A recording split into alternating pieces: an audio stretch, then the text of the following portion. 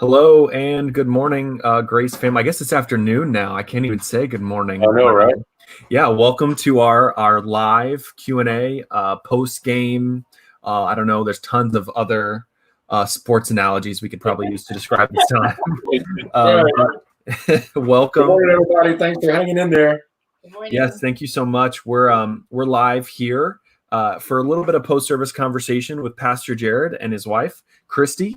So thanks so much for being here. My name's Corey. I have the privilege of being the Newburgh campus pastor and helping out with our online initiative and helping us gather together. That's what we're doing right now. We're trying to extend some of our, take it from sitting and watching church to kind of engaging in conversation as we try to encourage, engage in the chat, engage in the prayer. And now you get to have a kind of just a live time to ask some more questions specifically about the message. So if you're here in the chat and you have questions about the message, about safety in love, even about maybe the last few weeks about humility and about, oh my gosh, what was the first week about? Self-aware. Self-awareness. There we go. So yeah, if you've got questions about those things, we would love to hear your questions. You can post them in the chat. Our team will acknowledge that. And then I'll get them over here and we'll ask Pastor Jared. So yeah, you want to say, hey, anything, just, welcome. How are you guys doing? Yeah, sure. First of all, let me say this is Christy's absolute favorite thing to do in the world is to be on a camera live. I just want to say how proud I am of her to accept doing this because this is not her cup of tea. She's Wow. very good in the background. So I'm just proud of her putting herself out there. And anyway, but thrilled to do it. We love you. Thank you, Christy. I appreciate it. Yeah, hope we can help. We saw you, I think we saw you live during the Good Friday communion stream. And I was impressed. I was like, she's coming for Jared's job. I see that. Watch out. So no, you're awesome. Thanks so much. Really I know the preacher behind it all. she's the brain, right? Yeah, That's right. Sarah's gonna pop her head in here and say, yeah, she is. No. So all right, we'll jump in with some questions here. We've got a bunch of them, and I haven't gathered them all, so I might hop over kind of all over the place. So this question here is from Grace. And it's, how do you identify your triggers that end up causing you to hide your true emotions, specifically in the midst of a fight? So yeah, it's Grace asking. I think we kind of jumped into, there was a lot of, I noticed it in the chat, a lot of talk about emotional awareness and some like emotional honesty. So I think this is kind of Grace exploring that. So I don't know if either or one of you want to jump in, or maybe together, talking about triggers in the midst of a fight. Yeah, so it's definitely a growth thing. It's a thing I've had to grow through, still am, regarding triggers. And I think the way I've learned to recognize triggers in the midst of an argument that Christy and I have is there's something said or something done that just immediately takes me from a 4 to a 40. And it could be just a phrase, it could have been a look, it could have been a tone. But there was something in me that skyrocketed me emotionally. And I think it's having an awareness of, in that moment, just kind of, instead of wanting to react back, it's kind of like catching your breath and having an internal dialogue of, whoa, something just sent me over the top. And I need to own it before I say something I regret or something that's hurtful. And then out of that argument, have the conversation or go deeper. Therapists help with this. I'm always do that to explore why that trigger's there. I don't know why it's there. And then it's an exploratory journey. Yeah. No, it's really helpful. It's I would say too, part of being emotionally honest is just what you were saying, Jared, is being aware. I mean, first we have to be aware with really what we're feeling. And I don't think it's a skill that most of us are really familiar with. I know I've had to grow in it too. And I have a friend who's a therapist, and she talks about just in the midst of when you're triggered or just feeling frustrated or, about to react and not respond, to just pause and ask yourself, what am I feeling right now? Because, so often we just, and I know for myself, I can react really quickly. even just in parenting and with our kids. It's so easy just to, maybe out of frustration, but sometimes there's like a deeper feeling underneath the reaction that if I don't ask myself, like, what am I feeling right now? Is it fear that maybe this particular behavior is going to eventually ruin their life? Am I looking down the road in fear? And so I just need to take a minute and ask myself what I'm feeling. Because if we can acknowledge what we're feeling, then we can manage it, or at least have a better chance of managing it. Yeah. And bringing it to the table then once you know what it is, and being able to, bring that to the relationship, to the family, to the team. Some would say QuaranTeam. Who would say that? Who would say that? I don't know. No, but I like that you, and appreciate that you even brought the kids into this, because I think for so many people right now, they're experiencing some of those emotional spikes or triggers in ways that they have not before. Because how often are you at home all the time? You're not. So there is, I think that's such an important topic to explore, even personally. Like, well, what was I feeling? Was I feeling fear, frustration? Am I just tired? Do I need to go like take 10 minutes and walk alone? So I think that's really what you're talking about. Like having that internal dialogue is healthy. Speaks a lot to self-awareness, but then to safety. I think it's like, I like the way you've designed this whole series, being able to build on each other, because all those pieces play into love in an unconditional, like healthy way, which is really cool. All right. So a lot of people in the chat just wanted to acknowledge, Christy, that everyone's so pumped that you chose to be on screen today. Toe bars are shouting you out. So Hope is in the chat. So there, lots of people are they're pumped to have you on here. So you're doing great. All right. So another question here. What about, this is from Jay and Ben.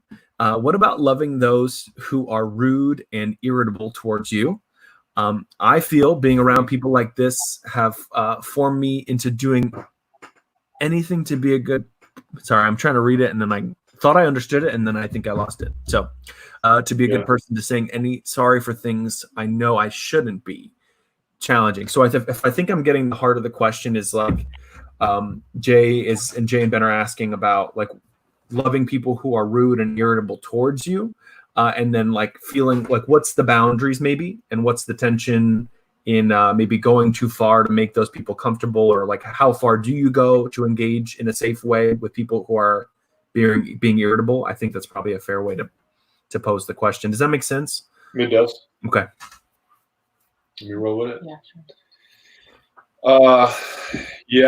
That is a tough one. And I think just from the hip, I would say that if someone's rude and irritable toward me, I would always, it's like I talked about last week, being kind of the ninja with it. Of having we have to remember we have the Spirit of God in us, and so we want to be peacemakers. Above all, be peacemakers, says the Apostle Paul. So the conflict ninja type of thing of they're really irritable and rude, and this is not the time to go there with them to address it. But I think there are moments where there's an opening. That's what I mean by the ninja thing. You kind of slip into an opening. Be very gracious, and because I think there has to be if there's any resolution, there needs to be a conversation, and it could be a dangerous conversation. But at least your step toward them in love. I think it's a step toward them in love to request just an honest conversation, a sit down. Don't do it in a moment. Don't react in a moment, but a strategic time, perhaps just to sit down and share your heart of, hey, I love you, and this is how I feel at times, that there's this abrasiveness, and it really makes me uneasy. And am I doing something wrong to bring this out of you? Am I saying something? Am I doing something? Am I behaving a certain way? I want to love you, serve you, and this is how it feels. And so that feels very unsatisfying answer for me, but it's such a dance, because that person most likely will feel as loving and timely as you are. They're probably going to feel a bit attacked or confronted, and here's where it's coming from a place most likely that they know you're right, and it's an embarrassment. for them. And so there's going to be a defense mechanism. Yep. But I think you have to approach it, take a step toward it in some way. And until that time can happen, I think you shoulder it best you can, bring it to the Lord, and then look for that moment to slip in and have a conversation about it. Yeah, I know. I think it also depends on the context and who the person is, whether, if it's work or if at home. What comes to mind right now is just being at home, and with our kids. I know, like, if one of my kids comes downstairs and they're just really irritable and snappy, that's a trigger for me. Like, I automatically, feathers get ruffled, and I want it to squash, because I don't want it to affect the rest of our family, and it feels very uncomfortable to me. And so I have to take a step back and really distance myself emotionally from that kind of behavior, because I can just feed into it and make things worse. And so I think if I'm having a good day and like I'm really responding and not reacting, I might say, like, is there something wrong? Did something happen? Can I help you in some way? Or, what's going on? Kind of those kind of questions. There have been moments too in our marriage with us both, in terms of our kids and us just kind of reaching our limit, where Christy's looked at me because I'm unaware of how I'm looking and sounding in the moment. And we're at a place now, this wasn't always easy, but we're at a place now where Christy will kind of look at me without kids noticing, and she'll go, babe. And I've done that with her a few times. So and now there's no reaction like that at each other. It's kind of like, okay, deep breaths. I'm coming across irritable and rude, and I want to, out of the love for my family, I want to get a hold of that. So it's always a journey, man. Yeah.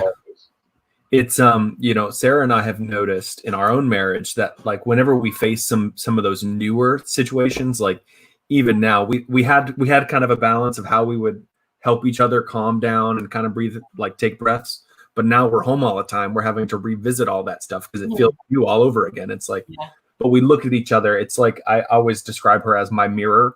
So like, because we are one, we've got that marriage thing going on. So like sometimes when I look at her, I can see almost like what I am projecting, what I am exuding into our family. She'll look at me and be like, no. In that same kind of way, we have those mirror moments for each other, which speaks to self-awareness. It's, you get to be sometimes, in marriage anyway, you get to be self-aware for your partner. And that is the beauty of it. But then sometimes it is that's something you said, Pastor Jared, that I loved, is that it can be, sometimes it is a dangerous conversation. So just owning that and being aware of it, that it can sometimes be dangerous to bring your feelings to another person and to engage someone who's maybe hurt them or been reckless with your trust and care. It can be a dangerous conversation, but I think it speaks to the unconditional portion of the type of love we see in Corinthians 13, is that it sometimes does cost. So I appreciate you kind of leading us there in that context of danger, because it can be. So I got another question here from Jim, and the question is, going back to self-awareness, if I'm not aware of my own feelings, how can I understand someone else's? And how can they understand where I'm coming from? So I think the question maybe is more about, like, how can I create self-awareness or trust in safety if I'm not the most aware of my own feelings? So it's a good question. Maybe if one of you wants to speak on, like, just creating some self-awareness in your relationships and your teams. Sure. Here you go. Self-awareness is, you got to want to do the hard work. And I think the first step is already what you've shared. Was it Jim? That's a great statement.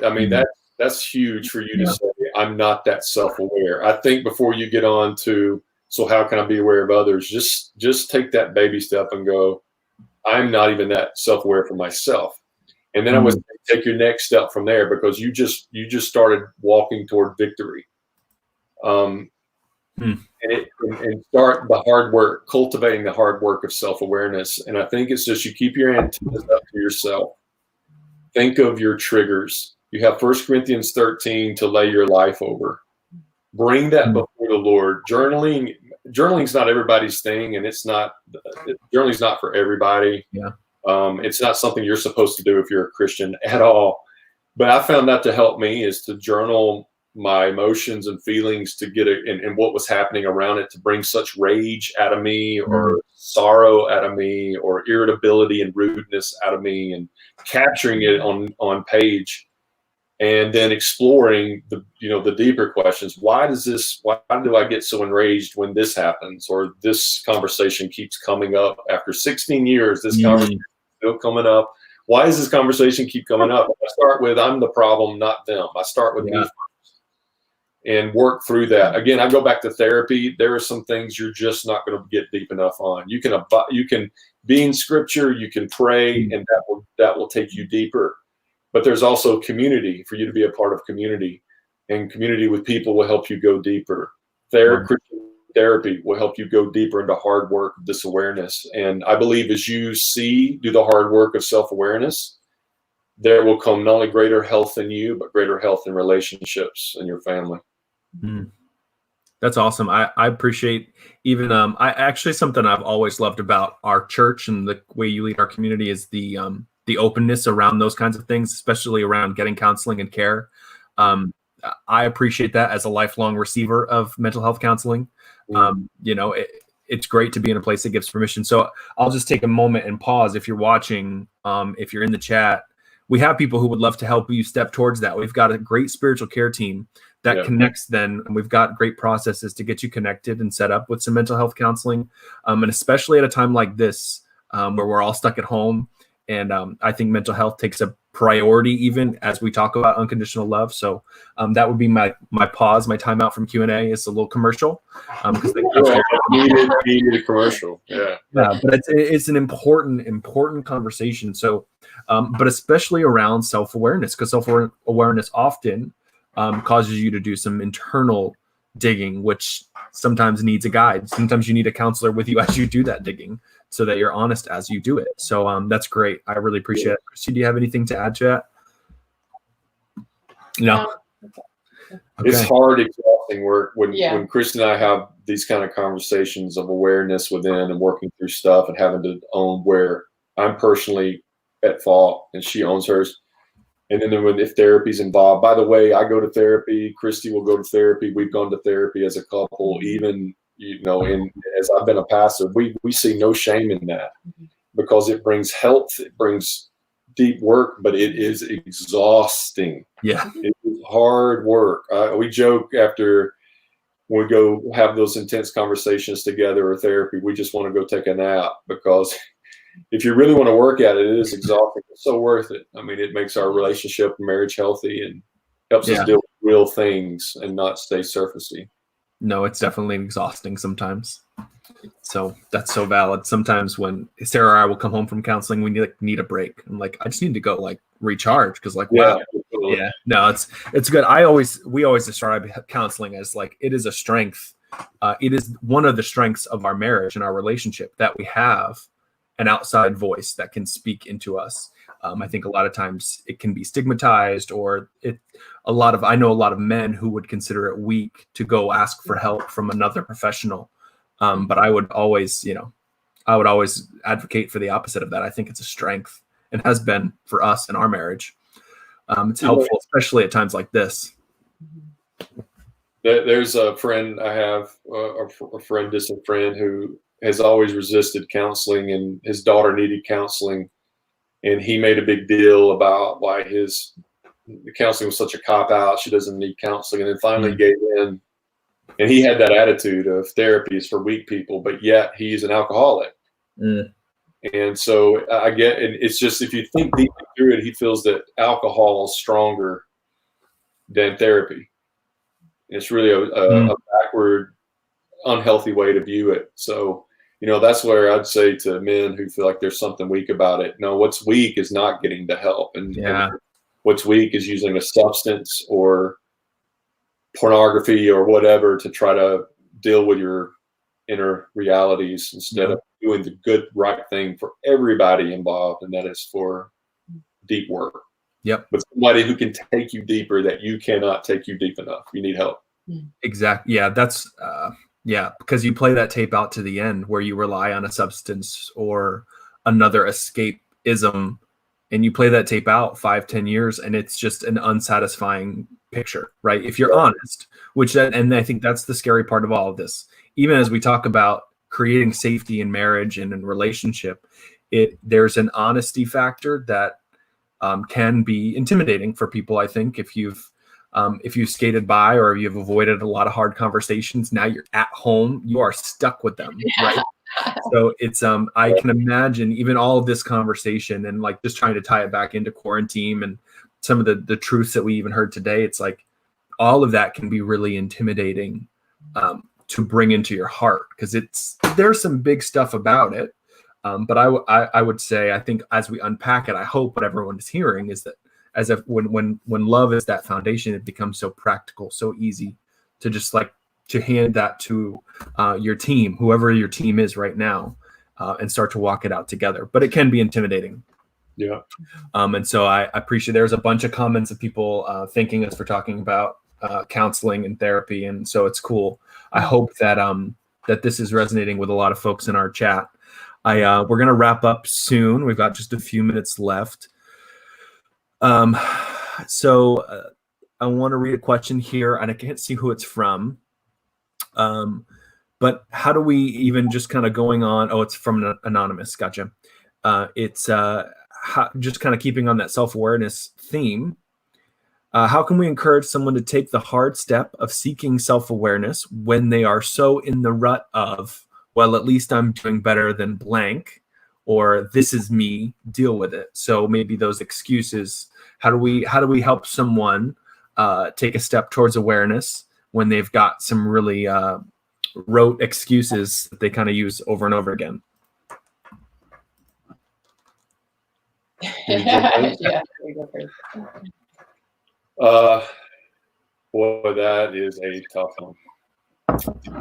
That is a tough one. When someone is unwilling to deal with themselves to the point that it's just the way they are, that is a very ironclad, prideful attitude, because it's saying I am who I am and everyone else needs to walk around the way that I am and deal with the way I am and cater to the way I am, bow down to the way I am, give me space to be who I am.